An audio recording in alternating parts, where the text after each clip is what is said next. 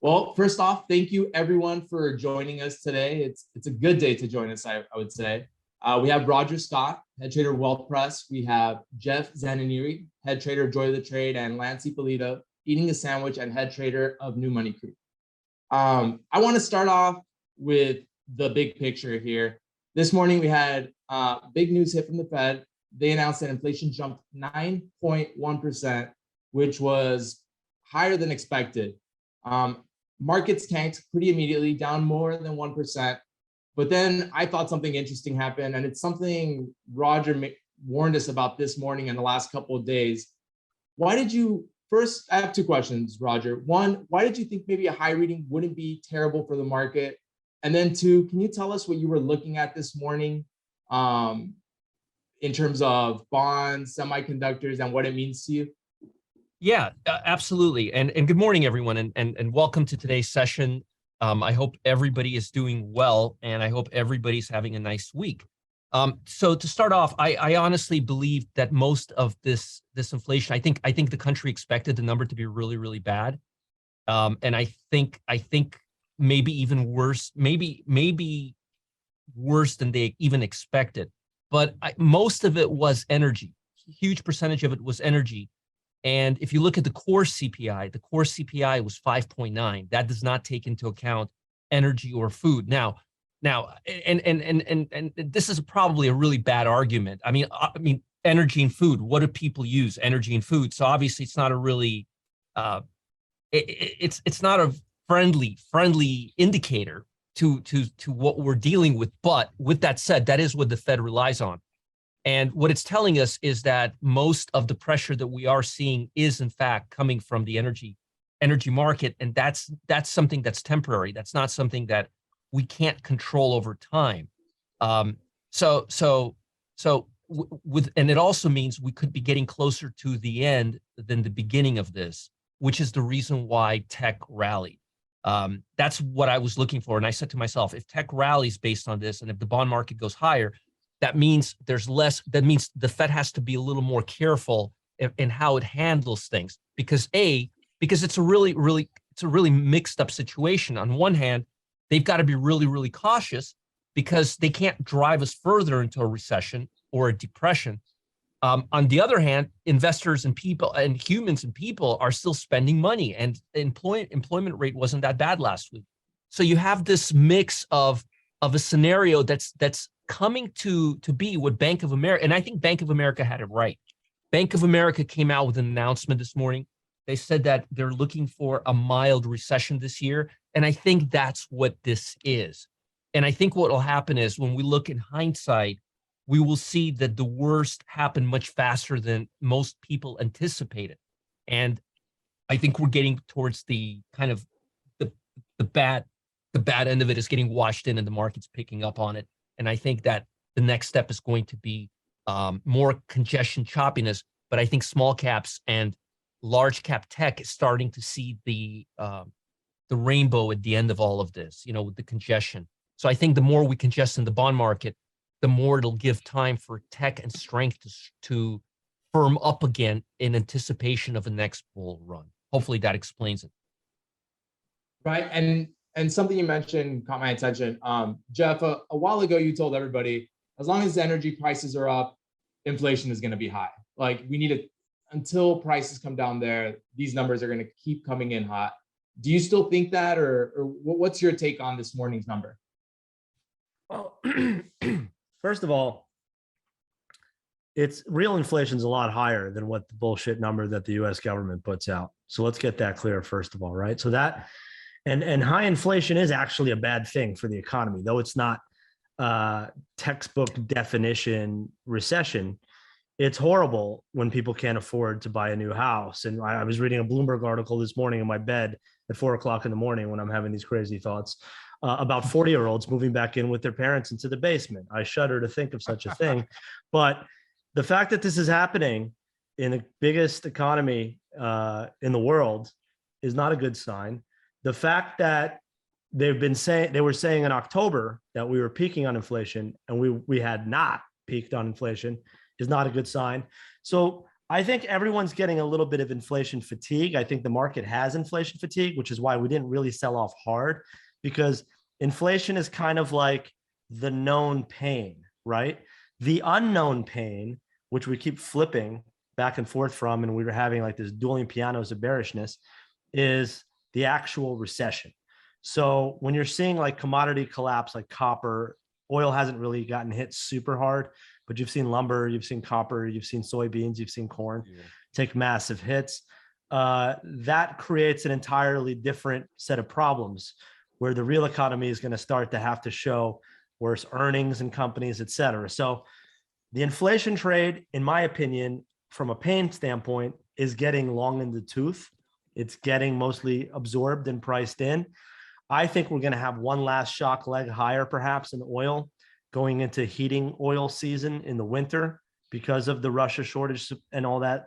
But yeah, market's getting sick of the inflation thing. We have an administration that has not had the head up their own asses saying, oh, call up the gas station and tell them to lower the prices. Like, what planet are you from? Even Jeff Bezos, who owns like one of the most liberal propaganda machines on the planet, in the Washington Post, put out a tweet and said to the administration, inflation is too serious a problem for you guys to A, not understand it, or B, say something so crazy lying directly to the people. So I think people want to see inflation get under control. It's still the biggest problem in the economy. But as far as the stock market's concerned, it's actually becoming the number 2 problem. Right. You mentioned that the inflation number is actually a lot higher than we think. That's because they changed the way they calculate that number in the 80s. Is that right? I think it's like double digits if you use the old formula. Well, like yeah, 15%. I mean, like, and the way that they constitute rent price increases is totally insane. Like they give the same weighting to all these third tier and fourth tier small town appreciation, but the population is actually in the United States doesn't get weighted much higher, like New York City and South Florida and California. So when rent is going up 30-40% in those places, it's getting neutralized by rent going up 4% in Des Moines, Iowa, and whatnot, et cetera. Not to pick on Iowa, but you see what I'm saying. And also, just to add to what Jeff's saying, some of that information is lagging. So also lagging. Yeah, that has a lot to do with it too. So yeah, that they can't get all that. Remember how we get revisions and all that. So we may. Here's another way to think about this. Let's say we did come in line, or let's say the economists finally overshoot on their estimation of inflation. Let's say we were at 9.1% today on expected inflation. Let's just say we came in line. Roger and I discussed this yesterday. I think you would see a massive rally in the stock market on just not having a big negative surprise in inflation. Right. Lance, this morning, did you see any flow come in one way or the other, puts or calls into anything interesting after the announcement? It was actually flow, real I mean aggressive. options flow. Yeah, very, very aggressive flow, and especially in gold. Really? Which, yeah, so ticker GLD was most active, and there was actually some longer term buying in GLD, and man, gold was really the first. I could. Yeah, go ahead and share your screen, Lance. Okay. Oh yeah, I'll grab it here. And Yeah. gold was really the first asset class to have a nice move off the low. So if you look, I'll pull it up on a 5-minute just so you can get a preview here. So here we are at the open right here, this first 5-minute candle. Went about 15 minutes into the day, started getting some long triggers in GLD. So we're at 1, 2, 3, 4, 5, about 6 of them. And then, you also had cryptos, bonds, stock market, equities. Everything started to bounce, but really gold was the first thing I noticed moving higher. Yeah, pretty aggressive flow. And then we saw and the gold buying was longer term, which if you've been following my daily videos lately, we have not seen much long-term buying in anything recently. The option flow has not been good. And then we saw your typical shenanigans and your ARK, your DraftKings, your Squares, your PayPal, your Disneys. You had dip buyers trying to come in the airliners. Just sloppy flow, mostly short-term July expiration day trade stuff. And and those traders, a lot of Twitter, Hindenburg came out with the saying they're long Twitter, and then started seeing call options being sold as we rallied. So it was a very quick rally off the lows, and it looks like a majority of the players are pretty much already gone, except in those long GLD positions. That's interesting though. So we have longer duration gold buying for calls. I mean, that must mean people think inflation will be around a while. It's also interesting they saw flow into like risk on assets like ARK. What do you think that means there? Is it a short-term trade on tech, long-term on gold? I would say in terms of tech and the ARK names out there, that stuff is very, very short term. Like you'll often hear me talk about these stocks like Roblox, Lucid, Rivian. These trades are days, hours to days. But in GLD, because I was even looking at it, like I said to myself this morning, I go, man, all those gold bulls. And if you look at the price of spot gold, I mean, we haven't done anything in 2 years? Going back to 2020, gold really hasn't done anything. We had that quick move over 2000, which did not last. And then this morning trading down to about 1704. I mean, like, if you had a gun to my head and you said, hey, Lance, in the next 6 months from now, gold higher or lower, I would, be a betting man on gold. Yeah, just wanted to add something. I think one of the reasons why we haven't seen gold react, and Jeff and I also touched on this, I think time before last when we talked, was it's not really moving at all. It's not being sensitive at all to any of this. And I think that has a lot to do with the US dollar. The US dollar is gaining so much, and people think the US dollar is gaining because the US dollar is gaining strength, but the US dollar has to gain strength because inflation is so damn high. Everything is costing so much money. So the dollar, even though it's getting stronger, it's buying less. And I think that's what's causing gold to maintain its value. I think if the US dollar cooled off a little bit, I think it would cause gold. People are selling all financial instruments to buy dollars to get yield. So that's why the euro broke parity. So the big bank dealers are liquidating euro positions. They were liquidating euro dollar positions, and they're buying dollars to buy US treasuries. 2-year treasuries yielding over 3% is a nice return for a lot of these people, especially from a defensive standpoint. So gold acting as a defensive instrument, what's the point when you can get some decent yield from a treasury that's still going to pay you no matter what? Well, maybe not no matter what, but 99.9%. So it used to cost $1.30, $1.40, even up to $1.50 not that long ago to buy a euro with dollars. Right now it's 101. Pretty do you think, which is a great time to go to Europe if you're thinking about it. But what do you think that means for multinationals? Are they in trouble here because everything American is going to be costing a bit more? I think you need to look at where your stocks that you own make money. You got to look at that. You got to look at where they get all their lion's share of the revenue. Where do they get their growth? Are they getting their growth from Asia? Are they dependent on European manufacturing? These are things that are important because at the end of the day, they have to post their earnings in dollars. So whatever they make over there has to turn into a dollar, which will be a problem for a lot of these companies.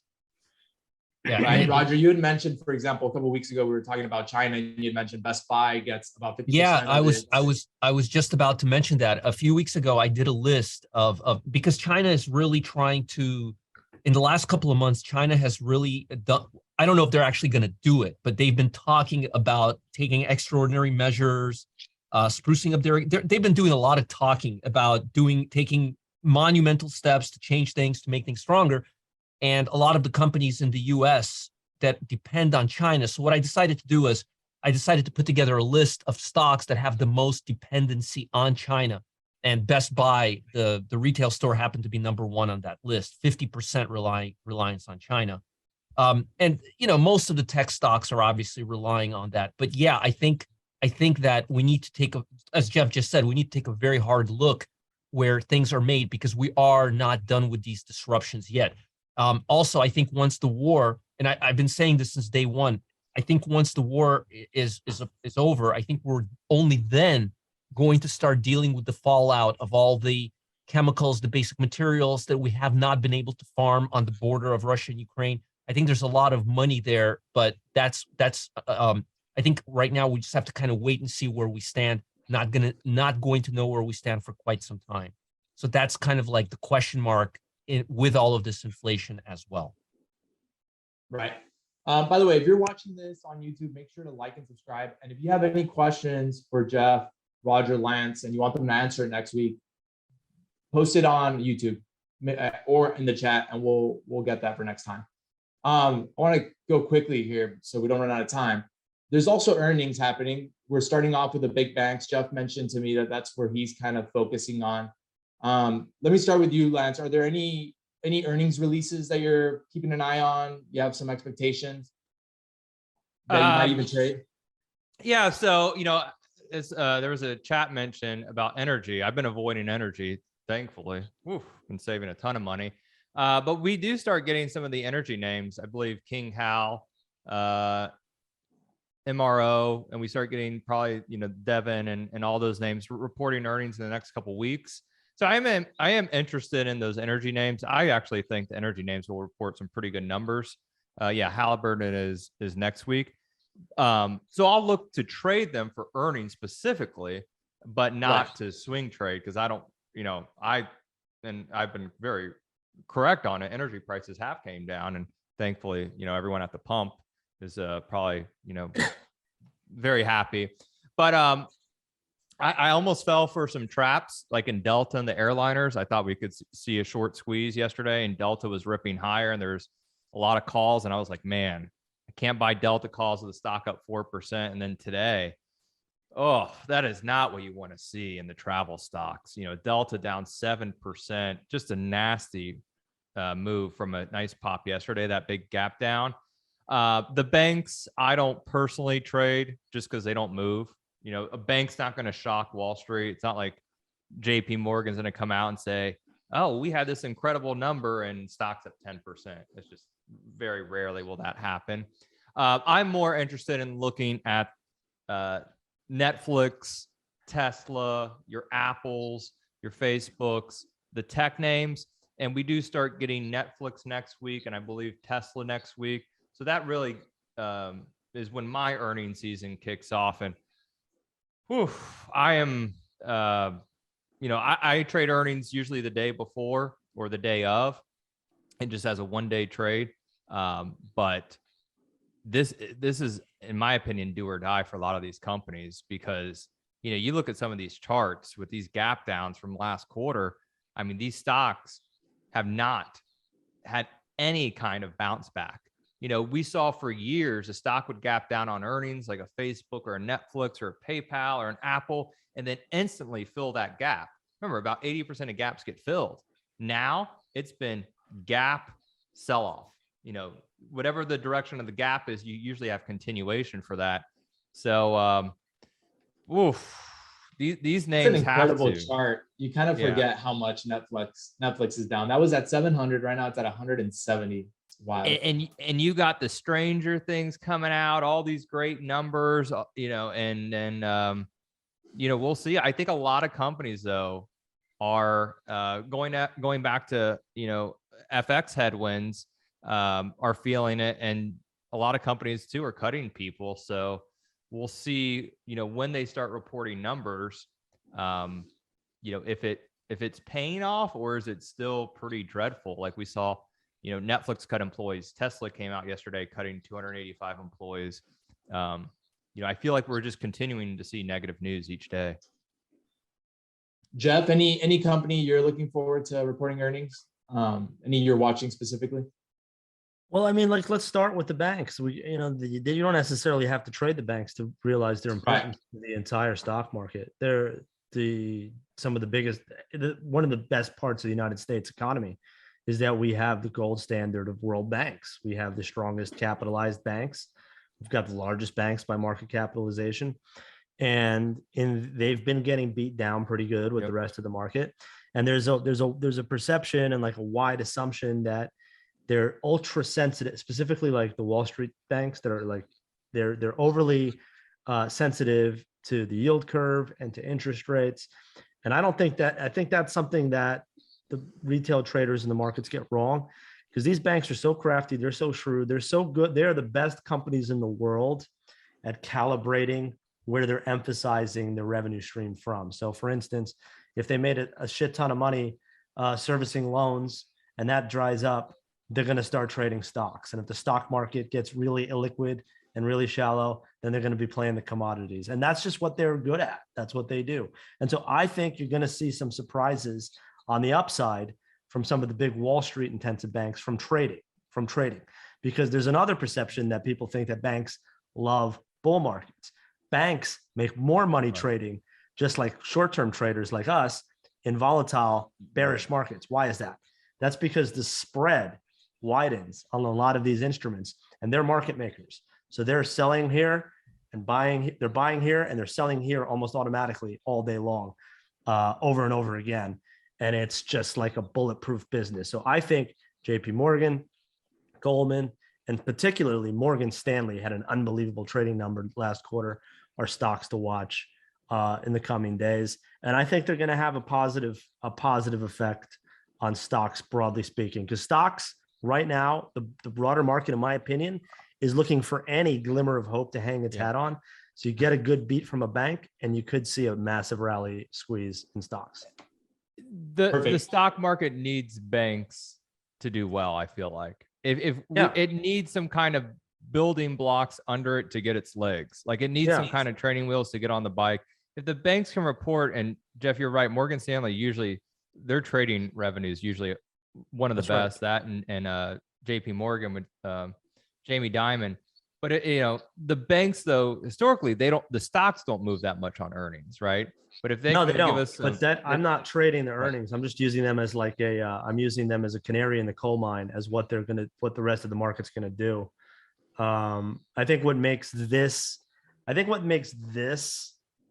recession or bear market, whatever you want to call it, whatever your semantics are going to allow you to say here, different than 2008, is that in 2008, the banks were like basically insolvent. And that was the, shit, I'm feeling a little heavy downstairs situation where people were panicking to go to ATMs. Nobody feels like JP Morgan's going to collapse right now. I mean, we could have a knock-on effect of a lot of things going wrong for the next 2 years that could lead to that point. But as I sit here right now in July 2022, I feel like the banking system in this country is still pretty robust and sound, which is a good underpinning for the rest of the economy. Right. Roger, number one company you're watching? Well, I actually created a report. I actually created a report just for us for this topic here today that I want to share with you guys. So this Friday, we have Goldman and Morgan coming out, the two biggest investment banks. They're both coming out before the market opens on the 18th, which is this Friday. The investment banks, just as a broad strokes, the investment banking industry is reporting 26% year-over-year decline for this quarter. So they're already pricing in a big decline. The financial sector, aside from banks, is expecting an earnings decrease of 23.9%, a little less than the industry. So the first one is Morgan Stanley. They're expecting $1.61 per share. That would be negative 14.85% for the year. PE ratio on Morgan Stanley right now is 10.81 forward PE ratio. Their book value right now, I can't believe it, but their book value is $54 right now. The stock is at like 1.4 book value right now. I think it's grossly undervalued. 5-year revenue growth, 80%, 5-year earnings growth, 181%, 5-year dividend growth, 200%. And I'm seeing a price moving back to the 200-day moving average over the next 12 weeks, taking us to the $92 level. Next one, and by the way, they did amazing in the stress test this year. The banks, they did very, very well. Next one is Goldman. Now, out of all the major bank stocks, including investment banks and non-investment banks, Goldman has the lowest PE ratio. Goldman's PE ratio is in the 8s right now, 8.4, 8.5. One of the reasons is because one of the quarters last year, they didn't make their numbers, and Morgan did, and that took them out. I look for revenue, earnings, and dividend growth for 5 years. I like to see 100% on each one. We're at 93% on revenue, 264% on earnings, on dividend 150%. And again, their PE ratio as of yesterday is 8.32, which makes them the cheapest out of any of them. I'm seeing price move up to the $350 level over the next 12 weeks, which would put them right at the 200-day moving average. So I completely agree with Jeff on what he's saying. Oh, sorry, 18th is Monday. It's not Friday. I apologize. Monday morning, not Friday morning. But I do believe both of these banks are grossly undervalued right now. I think the worst is already priced in, and I think we're going to get some positive surprises from them as well. I will say, to be fair, I've seen this argument on TV for the past few weeks of all these people talking about how cheap the banks are, Goldman Sachs, JP Morgan. Well, they could be as cheap as you want, but they keep selling off. And that's the thing about the market, is it's not taking any prisoners. So I do think from a book value and from a fundamental perspective, a lot of these banks are cheap, but everyone who's been long the banks and saying they're cheap, has been getting crushed though. So you can say that about like anything that's priced in of currency and listed on an exchange in the world in 2022. Very how true, right? Right. It's like I see the argument every day, and you just wake up and just But isn't that what makes this market so tricky, Lance? You short in the hole here, shit that's down 50% on the year. You get straight Hershey Highway for 4 straight days. By the way, I'm not usually for lack of a better term. But look at all these shakeouts we've had. I know. Every dip in the banks has gotten sold. But it is the first time. It is the first time that I'm recommending these bottom. The last 3 weeks to a month has been the first time in 3 years that I've been bottom picking. So right. Just saying, you're saying this is more of a long-term play. I mean, for PEs, book value, to get back into minimum 12. Yeah, these are position trades. These are not swing trades. I'm talking 12 week minimum. I think as a rule for this earnings season, I would say that there are going to be a handful of companies that disappoint in such a catastrophic way that their stock gets crucified. But that's going to be the exception, not the rule, because expectations are so low and shitty already that if you have a Target situation or Snapchat or something, you're going to get a 25% haircut instantaneously, right? But if you come in line, I think, and this is just how I'm playing it, you're going to have to lean a little bit bullish on some of these names. If you come in line or beat, you will get upside moves. Will they last for months and months and months? Probably not. But for a few days, if you can get an upside surprise, I think your stock will get bought. We should have names rally on earnings, even with bad numbers. Like economic Nvidia, numbers, the same thing. If we came in line today on CPI, stock market would be up 3% today. We're barely down. We're down 0.5% on the worst CPI in history. But I do think it's going to be interesting to see how they hold that move. I think you're going to get some short squeezes higher. And 2 weeks later, just like Nvidia or something, fade right back down and make new lows. Nothing holds, baby. That's the beauty. Nothing holds. Nothing holds. Like talking if we popped this morning in the SPOOs and we were up 2%, next week by Monday or Tuesday, we probably give it all back. That's true. That's the same thing that happened in the airlines, though. American Airlines was up 11% yesterday. Yep. It's just giving back half of what it did yesterday. And that's why it's so brutal trading, because you go out, you get long like AAL, American Airlines yesterday. Yeah. And stocks ripping. And then today, stocks down 5%. If you're long calls, you're long August calls even, that's long term for me. That's 31% down. That's a tough tape. This is tough. That's what, I said, what do? Do you short stuff that's down 50% in the hole and then you just get a face ripping rally, or you just bottom picking and just like wrong. I mean, it's maddening. This is as tough as an environment as I can recall for a long time. Agreed. This is very, very, very tough environment because you've got so many different things coming at you, and the Fed is trying to be political at the same time. It's not an easy market. And I'm not saying that as a cop-out. It's just, I'm being very realistic. It's a very difficult market. And I think I'm just talking from a risk reward parameters. Yeah, because you've got volatility going 10% up and then 20% down. How are you going to generate, that's why we've been so fast to take profits in this kind of a market. Your break even on puts is like 15% from all-time lows in stocks. Yeah. You tell me. I mean, it should happen. But if you time poorly into that, you're instantly looking at just like the slow march to zero. I don't know. Lance, I got one final question for you. Obviously, you're known for trading earnings. It's kind of, one of your specialties. It's what you look forward to 4 times a year. And you said right now that it's starting for you next week, basically. Do you have any tips or any recommendations when it comes to options trading and earnings?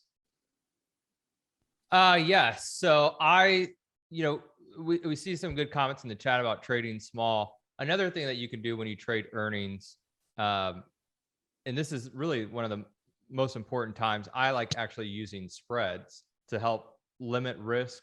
So you can limit risk and have defined reward. So that's something very favorable to traders out there. And you know me, I just usually like my outright calls and puts. So we do have something today, and the feedback has been amazing, Francisco. If I could pull it up here. It has just been basically. Oh, this has been the thing you've been telling me about. I've been wanting to hear all about. Yeah, I want to hear this, Lance. Yes. This is some good stuff. Oh, it's happening today, Roger. It's happening today. Yeah. This is exciting. I've had a session every day of the week, and then I'm going to continue because it's a private session. We have folks in there, and it's happening actually in 2 hours at 2 p.m.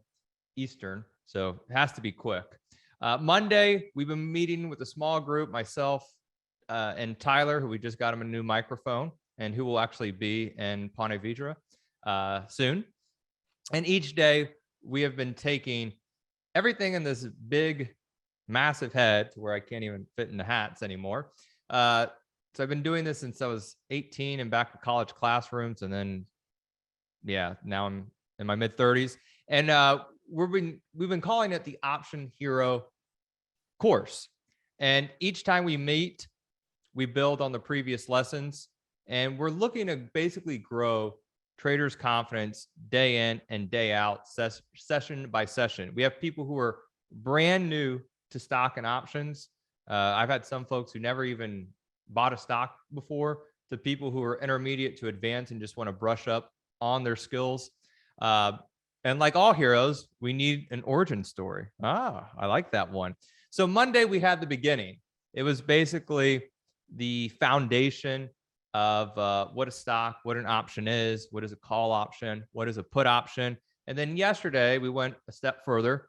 We're taking all the theory that we covered before and putting it into motion. I think I actually put on like 5 trades yesterday. We actually did.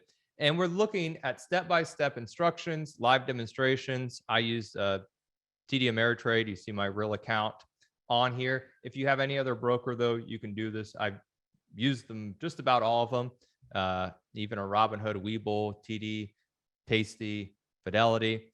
And the session, the guide that we have, is to actually trade options. So we did the basics, options and motions. Today, we're going to go over technicals. Tomorrow, we're going over strategies and tactics.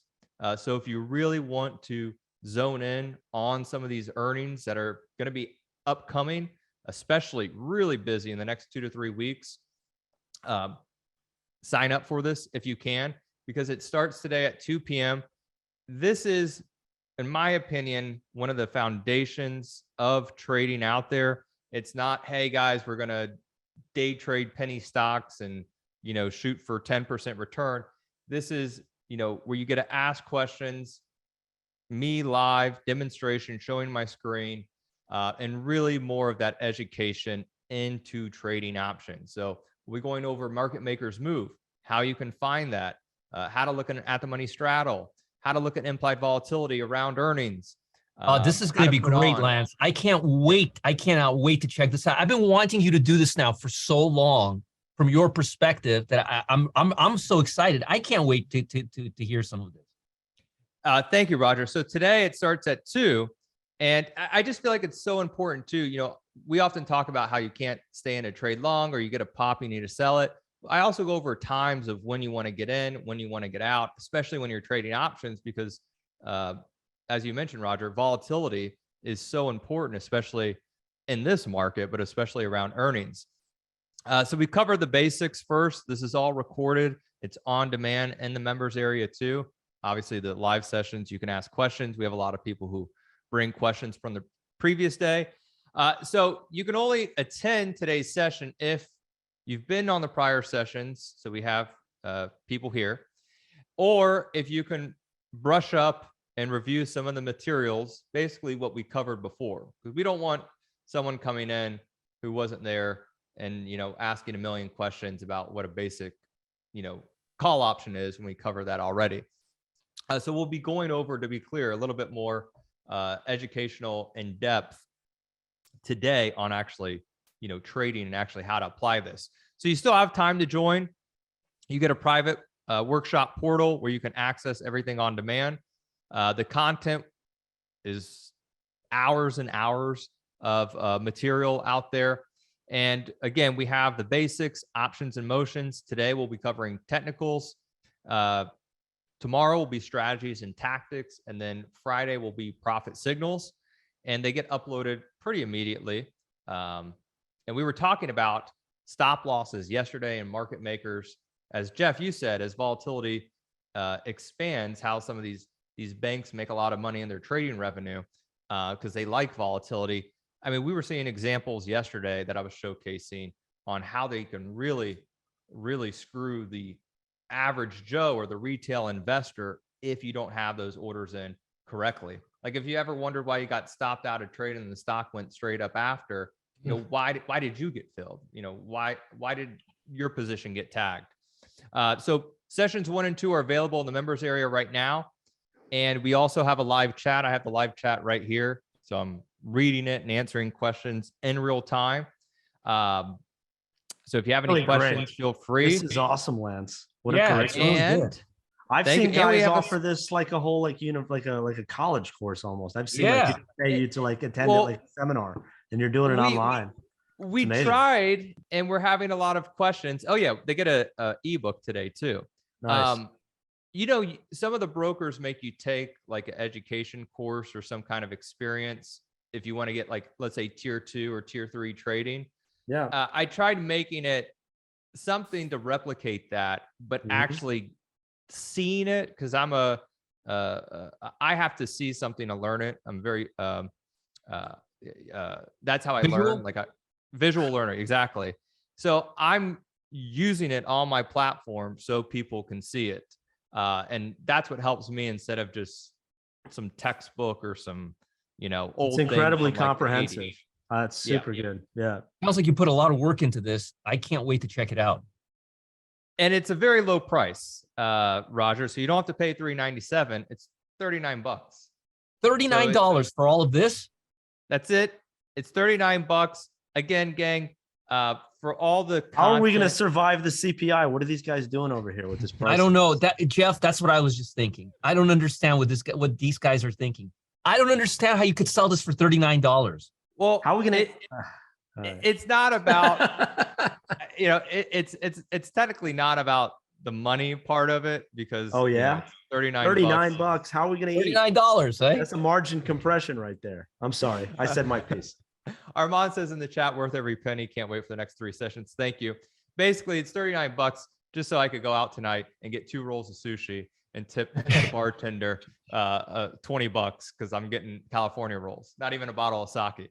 But it is a training, so it's not only today at 2 p.m., tomorrow 2 p.m., and Friday 2 p.m. And then you get all the recording. I would personally say this: if you're brand new into trading, check it out. You could watch tens and hours of YouTube videos, but you can't ask the people questions.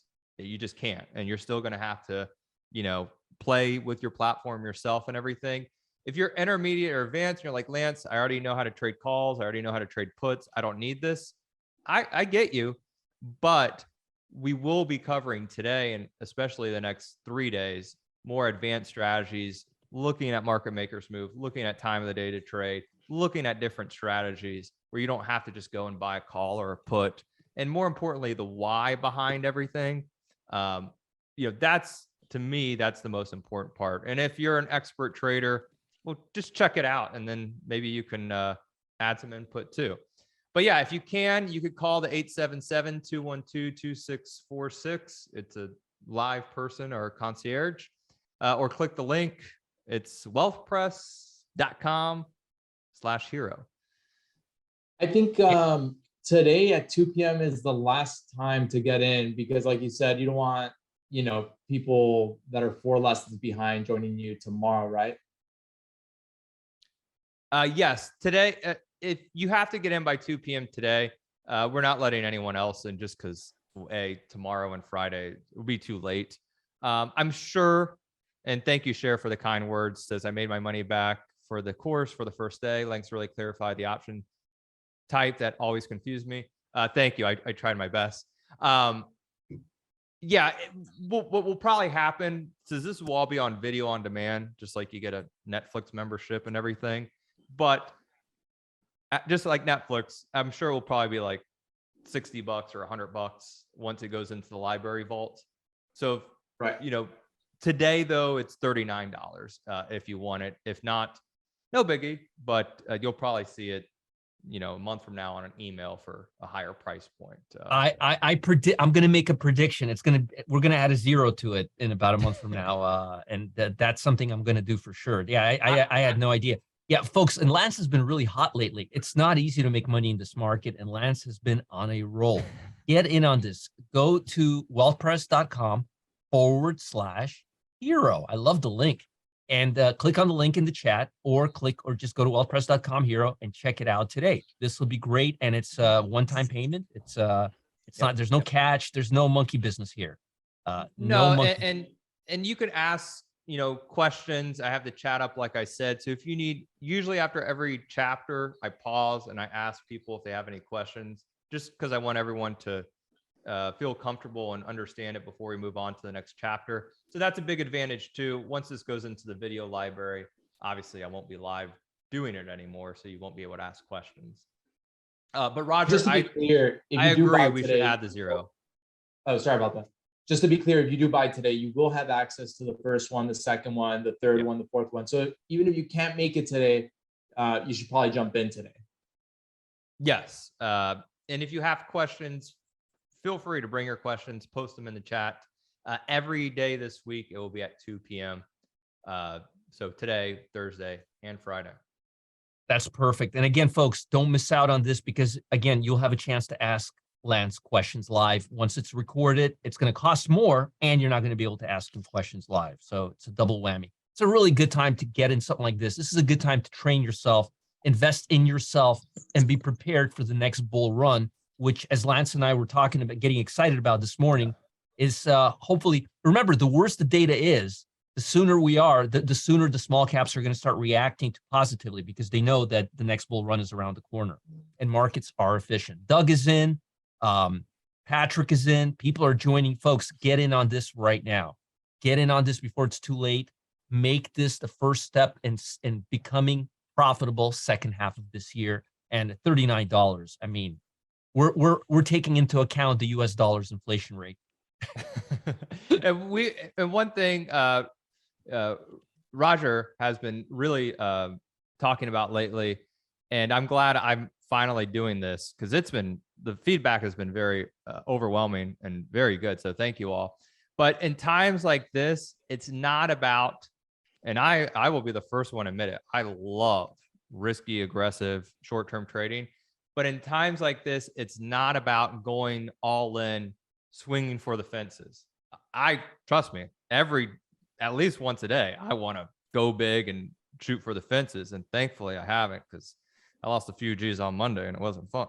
But we've been really trying to focus on education and getting your skills not only as comfortable in front of the computer trading, but also as confident that when it's time to start pushing again, and when the markets start, trading well again and moving again, and it's time to strike. Because a couple of weeks ago, I kept saying the market was incredible trading, and I was striking it, and I was going big, and it was working out. But in times when the market sucks, like today and this week, it's really good to focus on education, build your skill set, and then when it's time to strike, you'll be prepared. It's like, Jeff, you play golf, you you go on the putting green and practice. So then when you finally have that big golf match, you know, you're hitting straight and you're putting good and you're driving good. And I still hit the damn house every now and then. You know how it is. And I get a pretty decent handicap, but still, like it's you know, trading is hard. Golf is hard, but trading is really hard. And that's why we love it. That's why you always have to brush up. That's why you think you know something, but like guy like Roger, who's been in the business 30 years, myself over 20 years, we'll still watch Lance's course because there's stuff I don't know. Oh, yeah. He knows. Every day there's something new in the stock market. And I think that's why it draws people to it, because there's no 2 days that are the exact same. And you have to be like a chameleon. You have to adapt to the market in front of you. So maybe buying calls last year was fantastic. Maybe buying puts this year's been doing well for you, but now you're like, man, the market has a really, like, the market has a knack for figuring out what's been working and punishing the shit out of you for doing the same thing. So when you start realizing that, you stop getting cocky and thinking you can just increase and increase. There's a concept called Kelly criterion, which is like this mathematician probability guy. It's like, if you keep increasing your bet, your probability of losing all your money exponentially increases. Risk of ruin. Risk of ruin. So that happens. So people that are amateurs are constantly doing that. Where like people that have like survived many things are like, okay, I've made a bunch of money. Now I should try to like minimize my risk doing the same thing after a while doing it. That's when people get too big, get too levered, and then it's, you know what. Right. So I'll give you one last thing to wrap it up. I was watching, this was, you know, all the YouTube influencer guys, all the, you know, Logan Paul, Joe Rogan, all these people, they were all chatting. And the guy goes, hey, I opened an account last year in Robinhood for like 35,000. And within a few months, I got it up to 75 G's or 77 G's, 77,000. And he goes, then this Robinhood was asking me if I want to trade margin. And I said, you know what? I've tripled my money. Why not use margin? Now I can make more money. I could turn the 75 into 300,000 if I keep going this route. So he did. And he started trading size and size. It was Graham Stephan was interviewing the guy. And he goes, you know what my account is this year? And one guy's like, 50,000? He's like, no. And Graham was like, 35,000 back where you started? He goes, no, 18,000. So he pushed. He was up so much money and he kept pushing and pushing. And he ended up losing about half of his original investment. And here he was thinking it was, you know, the greatest thing ever he was. So it is very humbling. And if you don't have that skill set to deal with that kind of, you know, not only risk management, but market conditions, it can be pretty harmful out there. So, and this was one of those, you know, multi-millionaire YouTube influencer people. And I was like, wow, you know, it does humble you. Get into it now. Check it out, folks. Last chance. We're going to be closing this out right now. There's going to be a lot of people in that room. You don't want to miss out. Get this, especially at $39. I don't know how you cannot afford to do it at $39. So get in there and we'll see you there. Thanks, guys, everyone. This is going to be required watching at WealthPress. So thank you, Lance. Thank you, Roger. Thank you, Jeff. Thanks everybody that joined us. If you're on YouTube, like, subscribe, and we'll see you next week at 11:30. Thank you, everyone. Bye, guys. Thanks. Bye, Jeff. Bye, Lance. Bye, Francisco. Bye, guys. Good luck, everyone.